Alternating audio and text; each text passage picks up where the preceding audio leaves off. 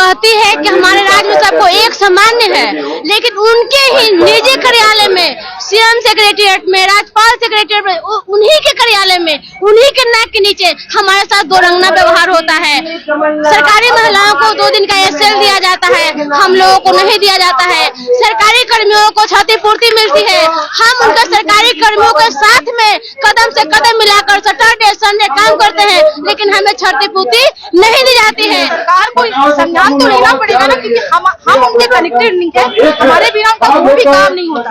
हमारे से दिन की शुरुआत होती है, हमारे से दिन का उनका असर होता है। उसके बावजूद भी नीतीश कुमार की सरकार जो 25 सालों से लगातार शासन कर रही है, उनको उनके कानों तक जू नहीं रेंगती है और कुछ समझते नहीं है। हम लोग सारे काम को निपटाते हैं, उसको अनदेखी किया जा रहा है। उसको किसी भी प्रकार का, हम लोगों को किसी प्रकार का सुविधा नहीं दिया जा रहा है, न मैटरनिटी लीव दिया रहा है। सबसे बड़ी बात है कि सेवा का सुरक्षा ही नहीं है। कब हम लोगों को हटा दिया जाएगा, इसकी कोई गारंटी नहीं है। जन चाहते हैं हम लोग सरकार से कि हम लोग का नौकरी अस्थायी कर दे। हम लोग हर समय कब निकाले जाते कुछ पता ही नहीं चलता है, हर समय।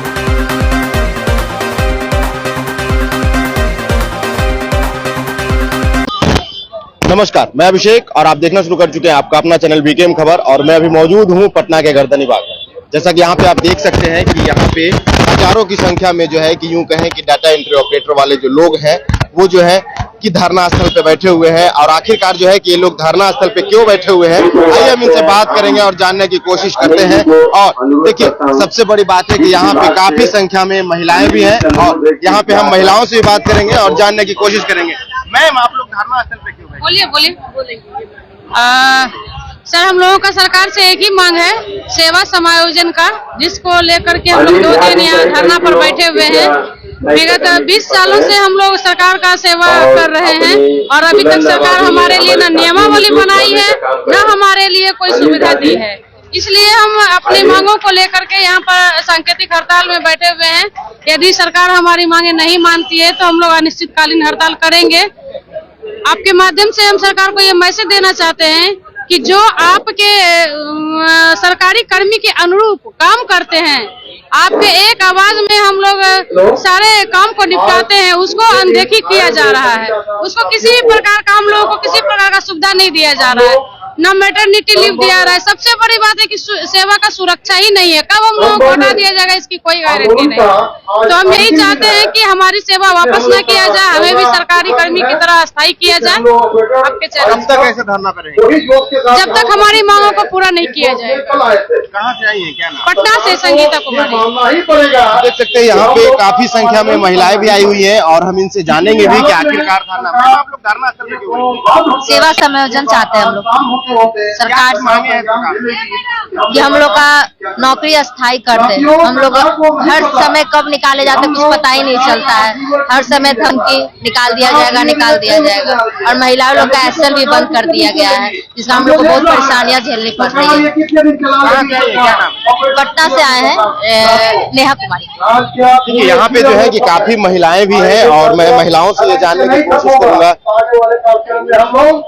मैम, हमारे देश और राज्य में लगातार जो है कि सरकार महिला आरक्षण की बात करती है, फिर भी महिलाओं को सड़कों पे बैठने में मजबूर किया है नीतीश कुमार ने मजबूर किया ना। जैसे आप सूरज की कल्पना कर सकते थे, हमारी उपमा सूरज से कम नहीं है। अगर किसी भी दफ्तर में डाटा एंट्री ऑपरेटर नहीं है तो वहाँ पे उदय नहीं होता है और ना तो वहाँ अस्त होता है, ठीक है ना, क्योंकि हमारे से दिन की शुरुआत होती है और हमारे से ही दिन का खत्म होता है। फिर भी हम लोगों को अपेक्षित रखा जाता है कि आप लोग आउटसोर्सिंग वापस करने की धमकी देती है। आप गलती करे ना करे उससे कोई फर्क नहीं पड़ता है, लेकिन एक मुंह पे इन लोगों ने एक व्यूज बना रखा है, आपकी गलती पे आपको एक धमकी देंगे तो आपको वापस करना। अगर हमारा सेवा समायोजित हुआ था तो हमारे आगे ये नौबत खड़ी नहीं होती, हमें यहाँ बैठने को मजबूर ही नहीं होना पड़ता। इतना ही नहीं कि हमारा समायोजन नहीं किया गया, समायोजन के साथ साथ हमारे साथ भेदभाव भी किया जाता है 2 महिलाओं में। महिलाओं तो महिला वर्ग तो एक ही जाती है ना, वो तो अलग अलग है।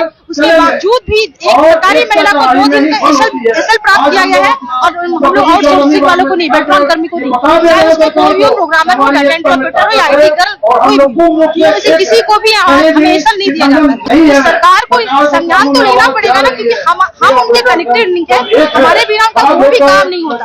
हमारे से दिन की शुरुआत होती है, हमारे से दिन का उनका असर होता है। उसके बावजूद भी नीतीश कुमार की सरकार जो 25 सालों से लगातार शासन कर रही है, उनको उनके कानों तक जू नहीं रेंगती है और कुछ समझते नहीं है। समझना चाहिए उनको ना। क्या नाम है, कहाँ? मीनाक्षी चंद्रा, सामान्य प्रशासन विभाग। क्या कुछ कहना चाहेंगे सरकार से? हम सरकार से यही कहना चाहेंगे सर कि वो कहती है कि हमारे राज्य में सबको एक सामान्य है, लेकिन उनके ही निजी कार्यालय में, सीएम सेक्रेटरिएट में, राज्यपाल सेक्रेटरिएट में, उन्हीं के कार्यालय में, उन्हीं के नाक के नीचे हमारे साथ दो रंगना व्यवहार होता है। सरकारी महिलाओं को 2 दिन का एसएल दिया जाता है, हम लोगों को नहीं दिया जाता है।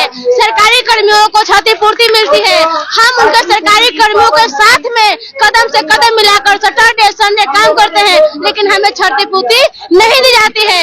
हम सरकार से पूछने के लिए बैठे हैं सर कि आप ऐसा क्यों नीति बना के रखे हैं। प्राइवेट एजेंसियां भी होती है जो हमें नौकरी मुहैया कराती है, वो 1 महीने की आधी सैलरी देती है, बाकी वो हमारे हाथ पे छोड़ देती है। लेकिन एक कैसी सरकार की नीति है जो हम जिंदगी भर कमाए और इनके जैसा जिंदगी भर हमसे पैसे देती रही। हम इस नीति के खिलाफ हैं, हम सरकार के खिलाफ नहीं, उनकी आउटसोर्स व्यवस्था के खिलाफ है और उनसे निवेदन करते हैं हम कि आउटसोर्स व्यवस्था को समाप्त करे और समाप्त करे। क्या नाम है, कहाँ से? मैं प्रोग्रामर हूँ, सामान्य प्रशासन से, सुरुचि कुमारी नाम है मेरा। देख सकते हैं यहाँ पे और भी लोग हैं जो कि आप लोग ही वही है? जी हाँ, हम लोग बैठे हुए हैं। धरना पे इसलिए बैठे हैं क्योंकि हम लोग के साथ शोषण किया जा रहा है। हम लोग के पूरी तरह से पूरे राज्य में 20,000 अटेंटिव ऑपरेटर हैं और पूरे 20,000 अटेंटिव ऑपरेटर का सरकार एक साथ शोषण कर रही है। इस कारण शोषण करने के कारण अब हम लोग पास कोई चारा नहीं है, तब जाके आज अंतिम रूप से हम लोग धरना में आज बैठे हैं। क्या नाम है, कहाँ से? मेरा नाम आकाश कुमार, मैं नालंदा पवापुरी मेडिकल कॉलेज में डाटा एंट्री ऑपरेटर हूँ। देख सकते हैं लगातार आप लोग धरना पे क्यों बैठे हुए हैं? हमारी कुछ मांगे हैं वो पूरी हो जाएंगी तो हम यहाँ से चलेंगे। क्या नाम है? राजीव कुमार, खादुपुर से। हम लोग सरकारी समायोजन के लिए आए हैं। पेट्रोल कर्मी, सारे पेट्रोल कर्मी जो कि हम लोग थर्ड पार्टी के द्वारा पेमेंट किया जाता है, उसमें जीएसटी और सीएसटी काटा गया है। इस संबंध में हम लोग 2 दिवसीय सांकेतिक हड़ताल पे आए हुए हैं। क्या नाम है? रंजन कुमार, हम लोग ट्रांसपोर्ट डिपार्टमेंट से आए हैं। रंजन कुमार नाम है मेरा। देख सकते हैं यहाँ पे कितने की संख्या में जो है कि हजारों की संख्या में लोग जो है ये प्लेटफॉर्म वाले हैं और ये लोग डाटा एंट्री का काम करते हैं। लेकिन आज जो है कि ये लोग जो है कि हजारों की संख्या में धरना स्थल में बैठे हुए हैं और ये हम जानने की कोशिश करेंगे कि आखिरकार धरना स्थल पे हमारे न घर में बात होती है न त्योहार होती है। धरना पे क्यों बैठे हुए हैं? अपनी मांग के पूरी करने के लिए धरना पर बैठे हैं। हम 2025 से काम कर रहे हैं, आज तक हमारी मांग को सरकार पूरा नहीं कर रही है। आउटसोर्सिंग के आधार पर काम कर रहे हैं, अगर मान लीजिए हटा देते तो हम लोग रोड पर चल आएंगे, तो फिर कहाँ जाएंगे हम लोग। इसलिए हमारी मांग को लिए आज 2 दिन के लिए धरना पर बैठे हुए हैं। क्या नाम है? राम रतन पासवान। हजारों की संख्या में जो है कि वाले जो है कि गर्दन विभाग में और इन लोगों का सरकार से क्या कुछ मांगे? हम लोग सेवा समायोजन के लिए आए हुए हैं। 25 साल से सरकार हम लोगों के साथ इतना गंदा बर्ताव कर रही है जिसका कोई हिसाब नहीं है। कदम कदम पे धमकी मिलती है, कई लोगों को निकाल दिया जाता है बिना किसी कारण के। सरकारी छुट्टी से लेकर के सारी छुट्टी तक में भी हम लोग काम करते हैं। कोई नियमावली बनी भी लेकिन उसका अनुपालन नहीं हुआ। सरकार ने प्रलोभन दिया, कई बार लॉलीपॉप भी दिए, लेकिन अभी तक उसका कोई नतीजा हम लोग के हाथ में नहीं आया। हमारा एकल मांग है सेवा समायोजन, बाकी उर्मिला जो थर्ड पार्टी है उसको हटाया जाए, जो आउटसोर्सिंग का टैग लगा हुआ है उसको हटाया जाए। यही हमारी सरकार से हम है विद्युत विभाग पटना से। तो देख सकते हैं कि ये सारे जितने भी लोग हैं प्लेटफॉर्म वाले लोग हैं और इन लोगों का जो है कि समावेशी का मांग है। ये लोग जो अपनी मांगों को लेकर के अड़ेंगे और इन लोगों का कहना ये भी है कि सरकार हमारे साथ जो है कि दुर्व्यवहार भी करती है। और क्या कुछ इन लोगों ने कहा है आप लोगों ने बिल्कुल सुना। और अब आप लोग क्या सोचते हैं अपनी प्रतिक्रिया कमेंट बॉक्स में जरूर दें। बने रहे बीकेएम खबर के साथ। जय हिंद, जय बिहार। संकोच मत कीजिए।